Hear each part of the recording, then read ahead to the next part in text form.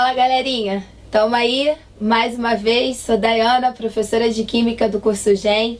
Bora para mais um Pega a Letra e a aula de hoje vai ser sobre Química Orgânica.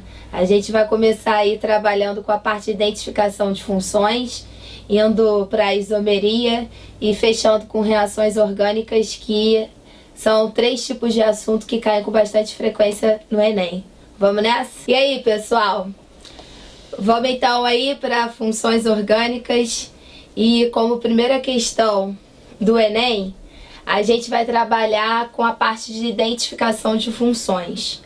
Basicamente, quando vocês pegarem as questões do Enem, tem que prestar sempre atenção nas fórmulas estruturais que estão sendo fornecidas no problema. E aí, em cima dessas fórmulas estruturais, a partir da identificação do grupo funcional, é que vocês vão poder identificar corretamente qual é o tipo de função orgânica que ele está pedindo para vocês identificarem. Muito cuidado com esse grupo funcional aqui, hidroxila. Por quê? A tal da hidroxila, que é representada pelo grupamento OH, ela pode aparecer nas funções do tipo álcool, ela pode aparecer nas funções do tipo enol, assim como nas funções do tipo fenol. O que vocês vão ter que prestar atenção é aonde essa hidroxila está diretamente ligada. Se ela estiver diretamente ligada a carbono saturado, a gente vai ter como função o álcool. Se ela estiver diretamente ligada a carbono insaturado com dupla, o enol. E diretamente ligada a anel aromático, a gente vai ter o fenol. Seguindo, nos grupos funcionais, vem a carbonila, que novamente vocês vão ter que prestar atenção se essa carbonila ela vai se encontrar na ponta da cadeia, ou seja, uma carbonila primária, caracterizando assim o C-OH, grupo funcional da função aldeído, ou se essa carbonila ela vai aparecer entre carbonos. Se ela estiver entre carbonos, vai ser uma carbonila do tipo secundária, caracterizando assim a função cetona. E por fim, quando a gente for trabalhar com as carboxilas, a gente vai ver que as carboxilas é como se fosse uma junção da carbonila, ou seja, do C-O, com a hidroxila, que seria o OH.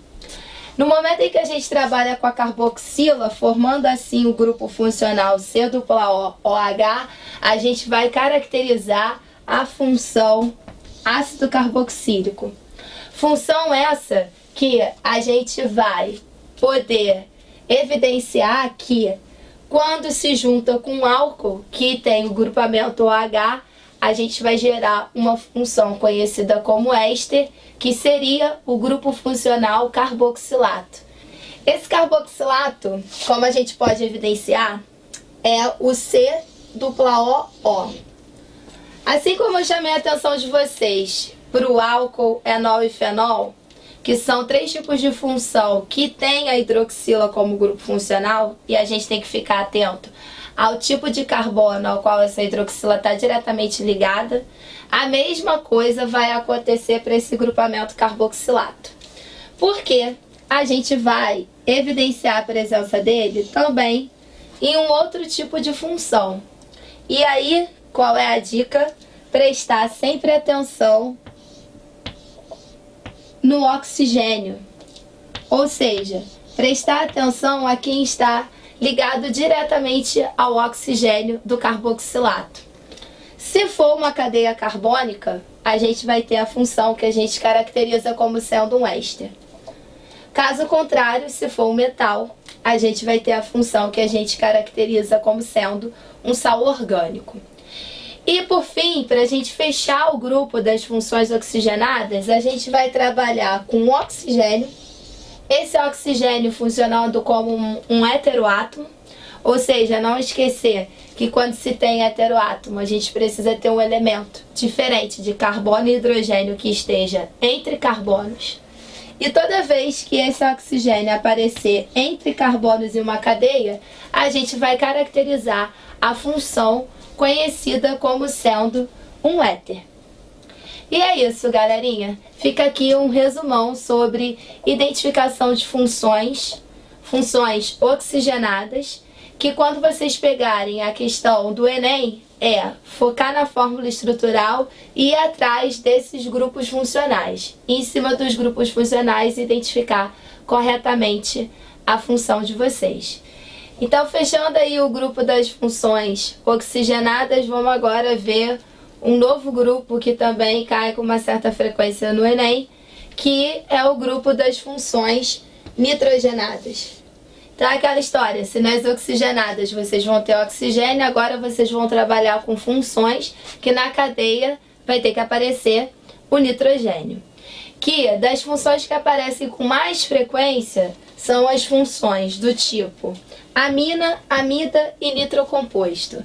Basicamente, na hora que vocês forem diferenciar uma amina de uma amida, que é onde rola mais confusão, vocês vão prestar sempre atenção no grupo funcional que as aminas, independente de serem primárias, secundárias ou terciárias, o que seria isso? Tudo vai depender do número de carbonos ao qual o nitrogênio vai estar ligado. Se ele estiver ligado a apenas um carbono, a gente vai caracterizar a nossa amina como sendo uma amina do tipo primária. Se o nosso nitrogênio ele estiver entre 2 carbonos, a amina vai ser do tipo secundária, e entre 3 carbonos, a amina vai ser do tipo terciária. Mas independente de ser primária, secundária ou terciária, o que a gente vê? Que o nitrogênio ele não está ligado a nenhum C-O. Ou seja, quando a gente fala nas aminas em geral, elas têm por característica o caráter básico. Ao contrário das amidas que vão ter o caráter ácido, afinal, elas são derivadas do ácido carboxílico. Então, obrigatoriamente, o grupo funcional de uma amida, ela vai ter que ser C-ONH2. De forma que esse grupamento C-ONH2 é a classificação de uma amida não substituída. Porém, a gente pode encontrar casos de existir ligantes no átomo de nitrogênio. E aí, com isso, a gente pode cair em 2 situações. Se por acaso existir apenas um grupamento ligado ao C-ONH2, a nossa amida vai ser monossubstituída. E caso existam 2 grupamentos ligados ao nitrogênio do C-O, vocês vão ter uma amida dissubstituída. E por fim, os nitrocompostos, que são aquelas funções que vão apresentar como grupo funcional o NO2. E aí, toda vez que vocês virem o NO2 na cadeia de vocês, a gente vai ter a função que a gente apelida de nitrocomposto. É claro que existem outros tipos de função nitrogenadas, como nitrilas, isonitrilas, porém, aqui estão listadas as 3 funções nitrogenadas que caem com mais frequência no Enem. É isso, pessoal. Com isso, a gente fecha aí essa parte de identificação de funções orgânicas. E uma dica para vocês é que, toda vez que cair esse tipo de questão no Enem, não se preocupem muito com o texto, se preocupem em observar bem a fórmula estrutural que vai ser dada na questão. E em cima dessa fórmula estrutural, vão atrás sempre dos grupos funcionais, que são esses grupos funcionais que vão dar a resposta para vocês sobre a questão da identificação da função. Bom, então agora que a gente fez aí um breve resuminho sobre identificação de funções orgânicas, vamos lá na questão do Enem, que é um tipo de questão que vocês vão perceber que ele vem trazendo um textinho falando sobre o sistema biológico, sobre feromônios, enfim, mas que, como é uma questão que é dada às fórmulas estruturais, não tem necessidade de vocês se prenderem ao texto. Afinal, vocês têm 3 minutos para fazer cada questão, então o ideal é sempre vocês tentarem poupar o mais tempo possível. Então é um tipo de questão que vocês vão direto na pergunta para saber o que o cara quer de fato. Então, se a gente ler a pergunta dele, ele fala o seguinte: as funções orgânicas que caracterizam os feromônios de trilha e do alarme são respectivamente. E ele conta ali no texto que essas duas fórmulas estruturais que ele deu, referente ao composto A e ao composto B, é exatamente referente aos hormônios, ou melhor, aos feromônios e ao alarme. Então, é uma questão visual. Vocês vão olhar para as fórmulas estruturais e identificar qual é o tipo de função que a gente está trabalhando. Bom, se a gente pegar logo de cara o composto A, a gente tem aqui a tal da hidroxila. E aí, se atentar para o seguinte: essa hidroxila, ela está diretamente ligada a que tipo de carbono? Bom, se eu olhar aqui, essa hidroxila, ela está ligada diretamente a um carbono que é saturado. Então, como a gente acabou de ver, esse tipo de função vai ser o álcool. Quando eu olho para a fórmula estrutural do composto B, eu tenho aqui uma forma condensada do C-O-O, que a gente apelidou esse grupo funcional como sendo o carboxilato.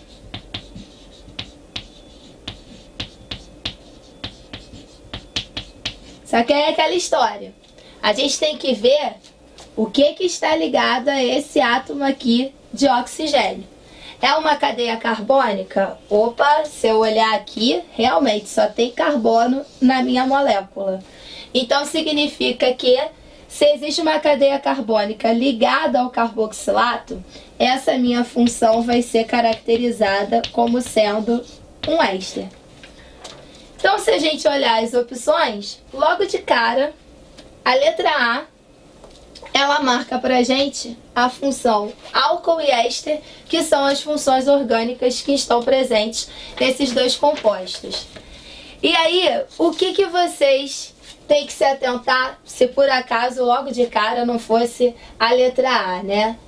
Que essas demais funções aqui, aldeído e cetona, não teriam possibilidade de serem marcadas, porque a gente não tem a carbonila em nenhuma dessas fórmulas estruturais. O éter, cadê o oxigênio entre carbonos funcionando como heteroátomo? E hidrocarboneto, hidro vem de hidrogênio. Carboneto remete a carbono.